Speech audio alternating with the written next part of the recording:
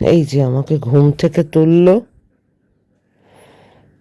বেজে গেছে অনেক, আমি এখনো শুয়ে উঠবো এবার।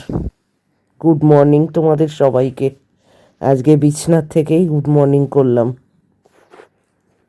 এই যে গুড মর্নিং করেছো?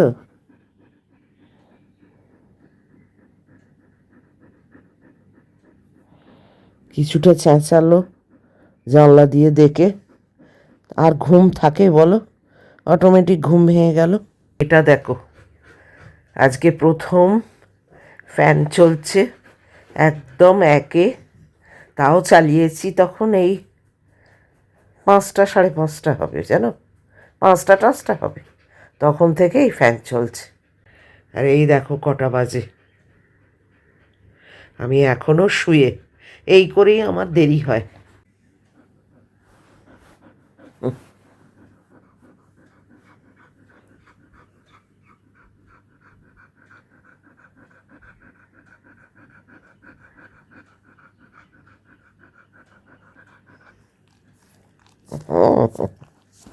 এই করি আমরা, বলো, আর উঠতে আর হবে না, কাজকর্ম আর করতে হবে না, তাই না? রান্নার অবশ্য চাপ নেই, এই কাল যা চচ্চড়ি করেছিলাম তাই দিয়েই হয়ে যাবে আমার। ও মা গো, তুমি কি একটু চচ্চড়ি খাবে নাকি? হ্যাঁ,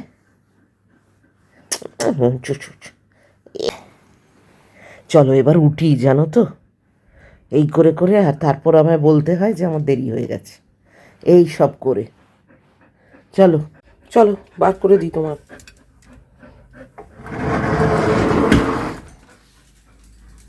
যে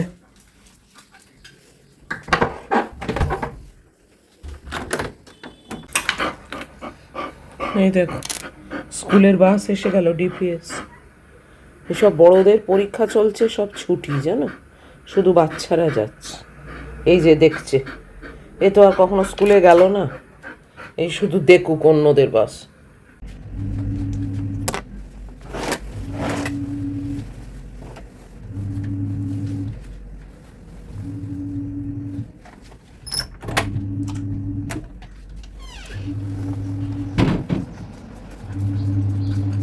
এই যে আবারও গুড মর্নিং, সূর্যকে দেখিয়ে দিলাম গাছের ফাঁক দিয়ে। আর এই যে আমার মেয়ে, মাটিতে সব পাতা পড়েছে, দেখেছো, নিম পাতা। আর এর তো মজা আর মজা, এই সব পাতা ফাতা পড়ে থাকলে। এমনি তো আকাশ ঠিকই আছে আজকে, কালকের মতো অত খারাপ না, মোটামুটি ঠিকই আছে, শান্ত পরিবেশ। হে এভরিওয়ান, গুড মর্নিং, কেমন আছো তোমরা সবাই? আমি আর ম্যাগি তো আছি ঠিকঠাক। আজকে হচ্ছে মানডে, 2nd মার্চ, আর এখন বাজে অনেক, 7টা বাজতে প্রায় 5-এর কাছে কাঁটা চলে গেছে। বেশিক্ষণ আর কথা বলবো না। আর মার্চ মাস তো পড়েই গেল, তবে প্রচণ্ড চিন্তায় আছি জানো, একটা ব্যাপার নিয়ে, গুড্ডির একটা ব্যাপার নিয়ে খুব চিন্তায় আছি। সেটা তোমাদের সঙ্গে পরে শেয়ার করব। উটকো ঝামেলা বলে না, সেই উটকো ঝামেলা মাথার মধ্যে মানে ঘুরছে আমার সব সময়। হাসছি, কথা বলছি, সব কিছুই করছি, কাজ করছি, কিন্তু সবের মধ্যেই এটা কাল থেকে নতুন, মানে কালকে এই বিকেল থেকে নতুন মাথার মধ্যে এটা ঘুরছে। খুবই চিন্তায় আছি। যাই হোক, পরে বলবো সেটা। আর চটপটেই দেখো, বিছনা টিছনা কিছুই হয়নি, বিছনা করি, ওর গলায় পরাতে হবে, বাপি এসে যাবে। একে দেখো, একে দেখো, এ মৌজ করে এখানে বসলো। যাক, এরম বসেই থাকুক, আমি বিছনাটা করে নিই, বুঝেছো তো। আবার বাংলাটা তো সব বোঝে। এই যে এত পাতা দেখেছে, ব্যাস ও পাগল হয়ে গেছে, বসে পড়েছে তার উপরে, দেখো। এই ইন্ডাস ভ্যালি ট্যালি হবে। কালকে পরশু সব ছুটি থাকবে হোলির। এই যে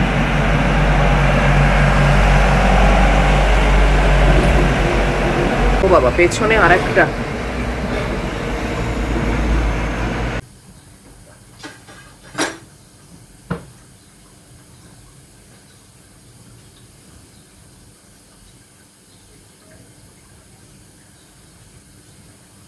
দেরি হয়ে গেছে আজকে।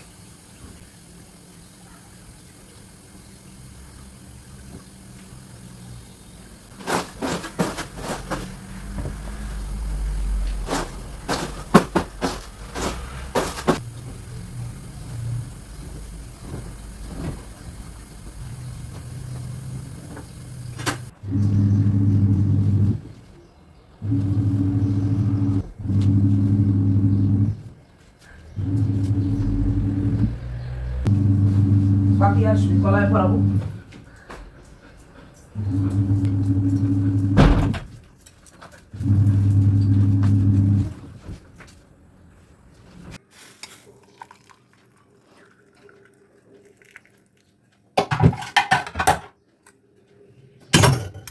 বাপি এসে ম্যাগিকে নিয়ে গেল, আমি এখনো চা খেতে বসতে পারিনি।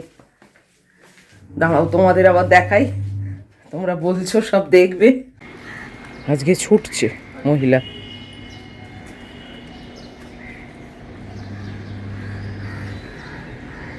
ওহো, তোমাদেরকে না আর কি বলবো বলো, রোজ এই সময় টয়লেট করে। আর কি করব, অবলা প্রাণী, বাচ্চা মানুষ। ওই যে যাচ্ছে, এমন হাঁটছে যেন সব জায়গায় ওর জানা। আজকে এইদিকে নিয়ে গেল। আমার গাছটাকে আজকেও আনিনি জানো, কেননা রোদ নেই। ভেবেছিলাম আজকে একটু তেজ আছে, কিন্তু দেখছি যে না, তেজ নেই। আমি চট করে চাটা খেয়ে নিই। দেখছো সূর্যের অবস্থা, আমার এই জানলা দিয়ে তোমাদের দেখাই। দেখছো না, এই সূর্যর তেজ থাকে না, এ মানে জাস্ট উঠতে হয়, উঠেছে এরকম আর কি, দেখেছো? আর যে সূর্যর তেজ থাকে না, যেদিন মানে যে সূর্য না মানে যে দিন তেজ থাকে, সেদিনে একেবারে মানে জল জল করে। আর এ দেখো ঢিমে আকাশের মাঝখানে একটা থালার মতো।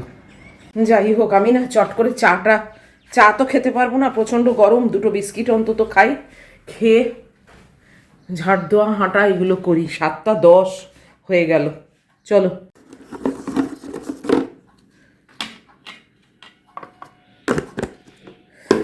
কি যে দেরি হয়ে যায় না, রোজ রোজ একই কথা।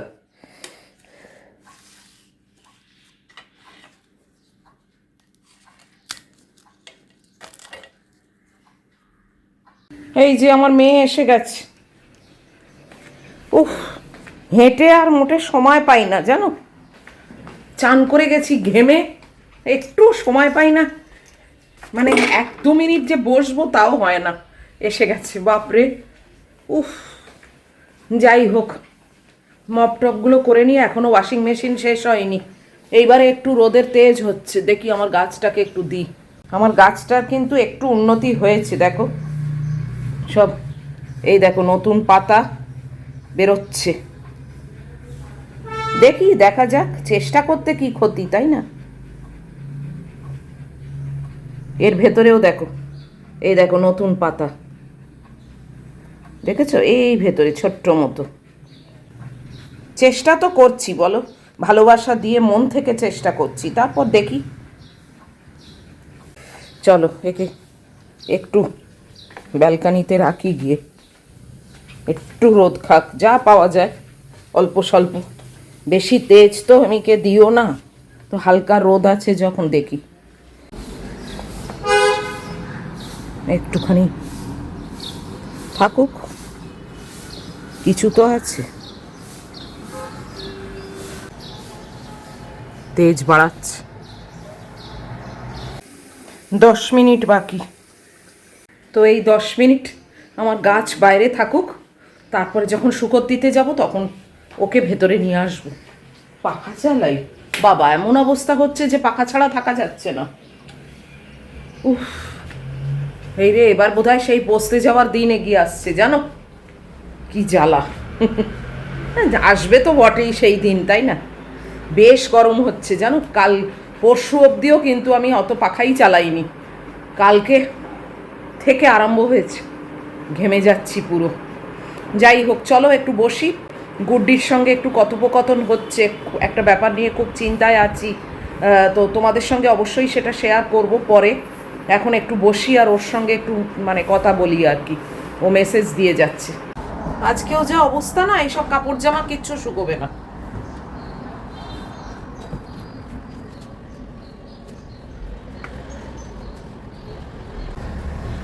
কাল পরশু বোধহয় সব বন্ধ থাকবে দোল আর হোলির জন্যে, বাচ্চুদাও আসবে না।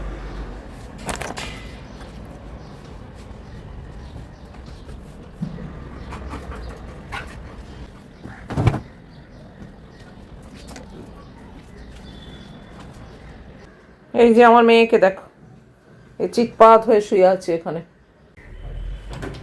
আমি চলে যাই এবার রান্নাঘরে, ডাস্টবিনটা দেখি নিয়ে গেছে কিনা। ডাস্টবিনটা নিয়ে যাবে না, ময়লাটা নিয়ে যাবে।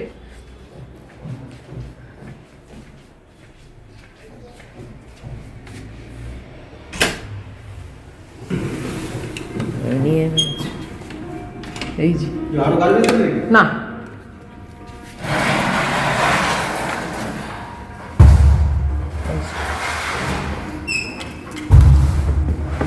চলে এসছি।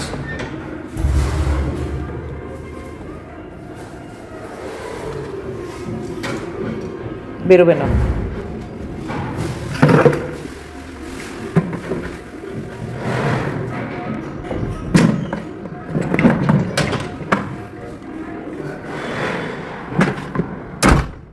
নটা বাজতে 15 চলে এসছি রান্নাঘরে। এ দেখো কিছুই হয়নি, একদম স্টার্ট করব এবার। আর ওই যে এসে গেছে আমার পায়রা সন্তান, ওকে আগে খেতে দেবো। সকালে এক প্রস্ত দিয়েছি, ওদেরকে না দিয়ে আমি জল অবধি খাই না, তো ওদেরকে দিয়েছি আবার এখন। তো বসাই ম্যাগির ট্যাগিরগুলো সব ঠিকঠাক করি। রান্না তো আমার আজকে সেরকম কিছুই নেই। আর বিগ বাস্কেটও আসবে, তখন কি কি এলো না এলো তোমাদের সঙ্গে অবশ্যই শেয়ার করব। মনটা একটুখানি চিন্তান্বিত আছে, বুঝেছো তো, একটু গুড্ডির ব্যাপারে একটু চিন্তায় আছি, পরে তোমাদের বলছি সব। ওই জন্য একটু অন্যমনস্কও হয়ে যাচ্ছি। দেখা যাক, লোকনাথ বাবা তো আছেন, সব কিছুই তো উনি উতরে উতরে দেন, তো এটাও নিশ্চয়ই উতরেই দেবেন। দেখা যাক, পরে বলছি তোমাদের। এই দেখো বাচ্চুদাকে আজকে বলেছিলাম কুচো চিংড়ি আনতে, ছাড়িয়ে টাড়িয়ে এনেছে। এই এঁচড় টেঁচড়ে দিতে পারবো। এইটা নাকি 300, অবশ্য ছাড়ানোর আগেই তো ওজনটা হয়েছে, তাই না? তারপরে তো নিশ্চয়ই ছাড়িয়েছে। তাও একটু দেখে নেবো। বাবা পেছনটা কিছুই করেনি, ওই দেখো জাস্ট মুড়োটা আর লেজাটা কেটে দিয়েছে।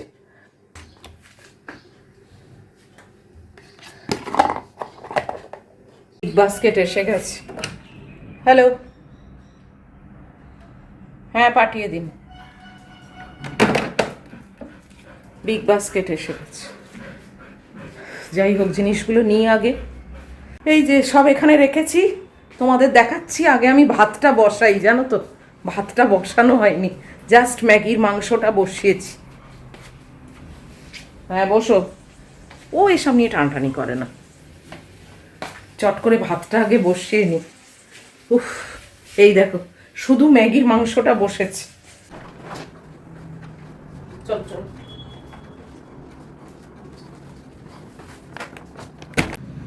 এই যে এখানে এনে হাজির করেছি।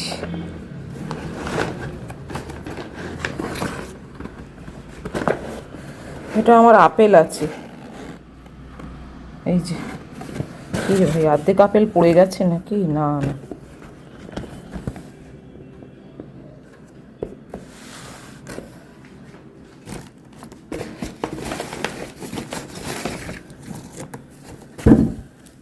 এটা আলু আছে 1 কিলো। এটা আমাকে ফ্রি দিয়েছে, বাসমতি চাল। এটা 1 কিলো অনিয়ন আছে। বাস, সেই ব্যাগে আর কিছু নেই। এবার এটা একটা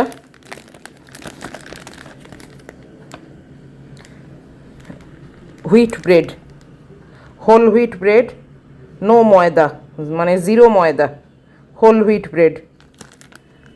ছোটোটা নিয়েছি, এই রাত্রিরে একটু ইচ্ছে হলে স্যান্ডউইচ করে খাবো বলে। আচ্ছা, এটা একটা দই, এটাই রান্না টান্নায় দিই।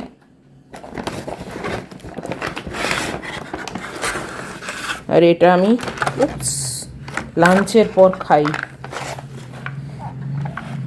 6টা। এটা গ্রেপস,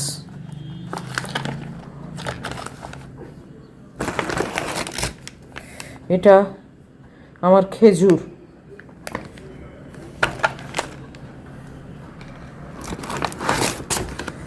এটা পনির,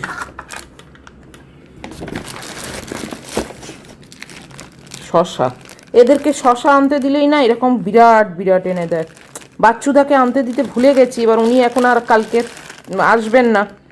আমার একদম শশা নেই, এই এত বড় শশা না আমায় হাফ করে করে খেতে হয় জানো, এত বড় শশা দেয়। ব্যাস, আর কিছু নেই। গার্বেজ তো নিয়ে চলে গেছে কাজী, এগুলো সব আবার কালকে ফেলতে হবে।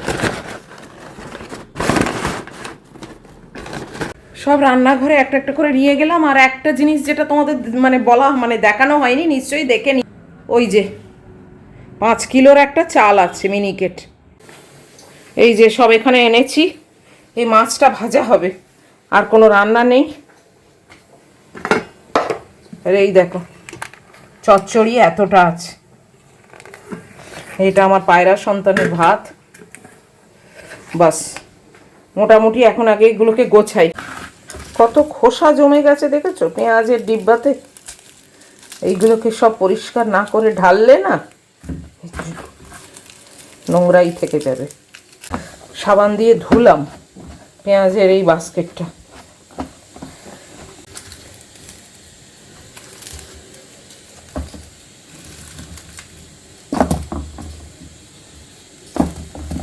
পেঁয়াজ অনেকগুলোই ছিল, আমার আবার না মনে হয়েছিল ওই অত খোসা ফোসা দেখেছি তো মনে করেছি অনেক কমে গেছে পেঁয়াজ, শুধুই খোসা। তা তো না, বেশ ভালোই খোসা ছিল, এই পেঁয়াজ ছিল।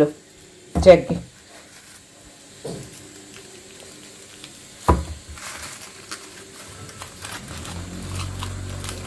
এই খোসাগুলোই না ভর্তি হয়ে থাকে।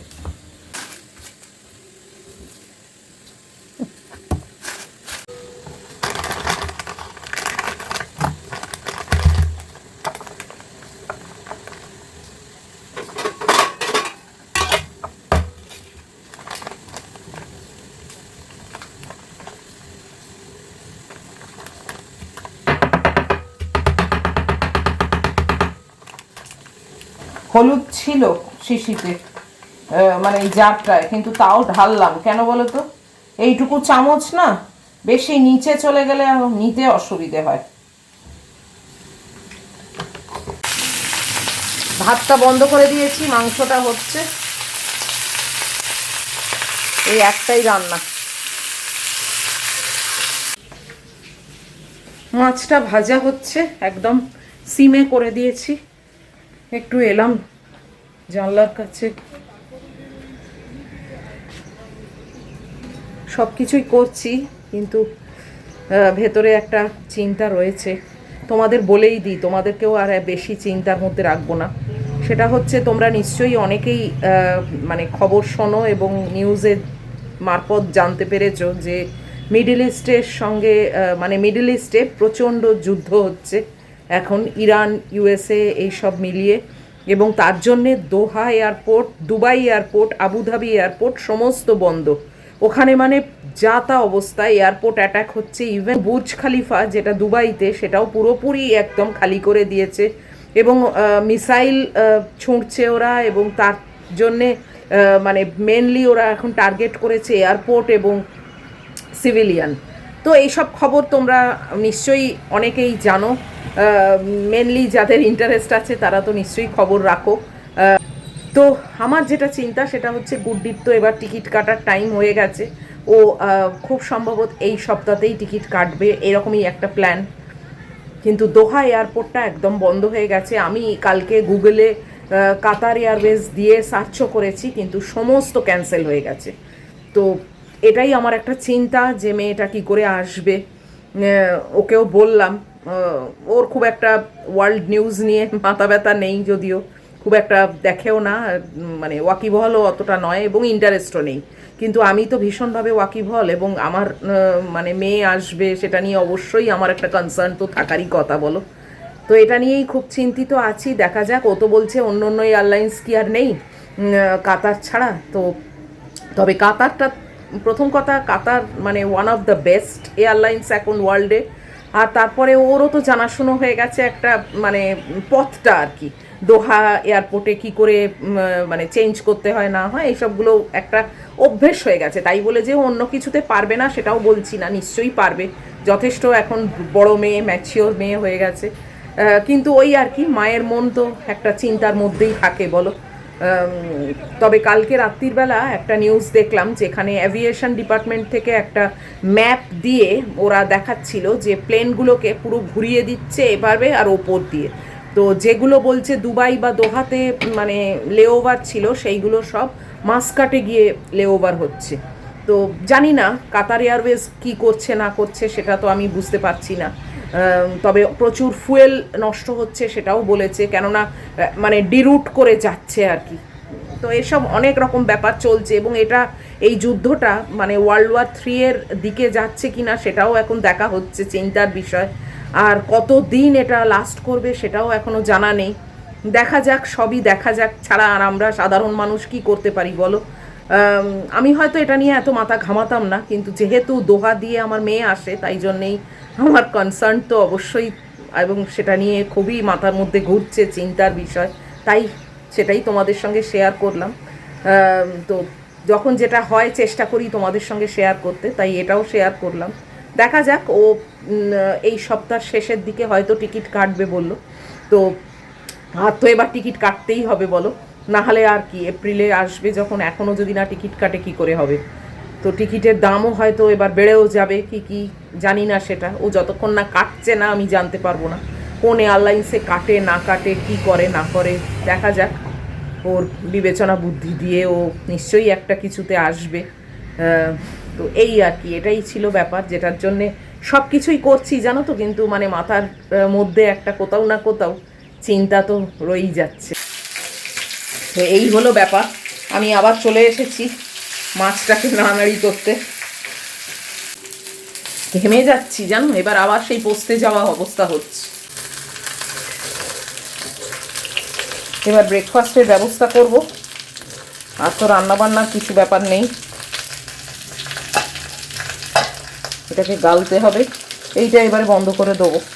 সব থেকে প্যাথেটিক অবস্থা হচ্ছে যারা অলরেডি এই ঠিক যুদ্ধটার আগের মুহূর্তে দোহা, দুবাই এইগুলোতে এসে পৌঁছে গেছে, তাদের দুরবস্থা শেষ নেই জানো। মানে বাচ্চা কাচ্চা নিয়ে যারা পৌঁছে গেছে, তারপরেই তো এয়ারপোর্টটা শাটডাউন হয়ে গেছে, বন্ধ হয়ে গেছে। তো তারা তো আর বেরোতে পারছে না, যতই তাদের হোটেলে রাখুক আর যাই রাখুক, কিন্তু তাও মানে প্রচণ্ড টেনশনের ব্যাপার। যদিও ইন্ডিয়া গভর্নমেন্ট অনেকটাই, ইন্ডিয়ান এম্বাসি থ্রু দিয়ে অনেকটাই মানে চেষ্টা করছে যাতে আমাদের দেশের লোকেরা যারা ওই সব দেশে আছে তাদেরকে মানে মনে জোর দেওয়ার, অনেক হেল্পলাইনও খুলে দিয়েছে, হোয়াটসঅ্যাপ খুলে দিয়েছে, ইমেল খুলে দিয়েছে, সব রকমভাবেই আমাদের গভর্নমেন্ট চেষ্টা করছে থ্রু এম্বাসি আর কি, যে তাদের নিরাপত্তার দিকটা দেখছে। তো তারপরে তো কি হবে না হবে সেটা তো আর বলা যায় না, কার কি কপালে লেখা। যতটা চচ্চড়ি খাবো ততটা না গরম করে নিচ্ছি জানো তো, নাহলে শক্ত ইট হয়ে থাকে তো ভালো লাগে না। এইটুকু বেঁচে রইলো, এটা ছোট একটা কৌটোয় করে রাখলাম।